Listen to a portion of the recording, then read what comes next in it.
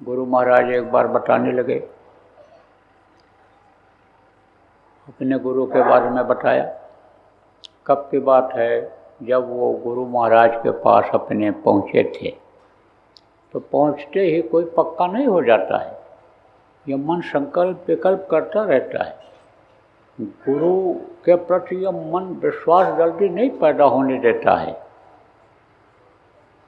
ऐसे ही उतार चढ़ाव होता रहा होगा। गुरु महाराज ने कहा कि मैंने अपने गुरु से सवाल किया। स्वामी जी महाराज बोले कि स्वामी जी महाराज से मैंने सवाल किया है कि आप तो कहते हैं कि रक्षा होगी, गुरु रक्षा करते हैं, रक्षा करेंगे, तो मैं जंगल में रहूं तब बोले वहाँ भी रक्षा होगी। तो अब इनको ये हुआ, भाई ठीक है, गुरु जब कह रहे हैं, गुरु मान लिया है, तो इनकी बातों पर विश्वास तो करना ही पड़ेगा। कुछ दिन के बाद गुरु महाराज जा रहे थे, पता चला कि इस गांव में एक सांड है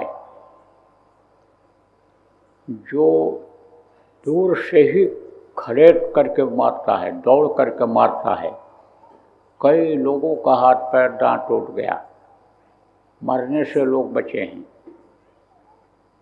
रास्ता उधर से ही था। गुरु महाराज जब गांव के नज़दीक पहुँचे तो गांव के बाहर एक कुआं था, उस पर एक आदमी पानी निकाल रहा था कुएं से। तो उससे पूछा कि भाई इस गांव में सांड है, तो सांड मारेगा तो नहीं? तो कहा चले जाओ, नहीं मरेगा। चले आए।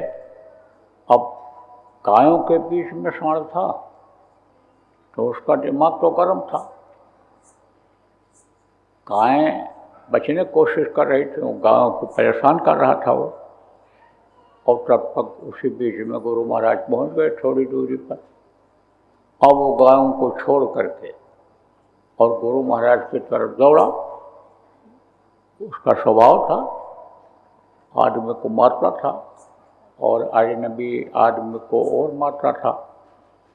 इनको पहचान होती है, जैसे कुत्ते होते हैं। कुत्ते गांव के आदमियों को अगर पहचान लें तो फिर वो भूखते नहीं हैं, न बोलते हैं। रात को पहुंच जाओ किसी के यहाँ, देर से पहुंचो और कुत्ता अगर देख ले, पहचान ले और अगर सूंघ ले तो पक्का हो जाएगा कि रात को पेशाब करने उठोगे तो देख करके ऐसे मुँह करके लेट जाएगा, भूखेगा नहीं। और नहीं पहचान पाएगा तो भूखेगा। तो गुरु महाराज को देखा जब सांड ने तो दौड़ा। अब गुरु महाराज घबराए। तब तक वही आदमी लाठी लेकर बीच में कूद पड़ा और सांड को आदमी लाठी घुमा करके ऐसे मारने के हिसाब से घुमा के मारने के लिए ऐसे किया, फिर सांड भागा।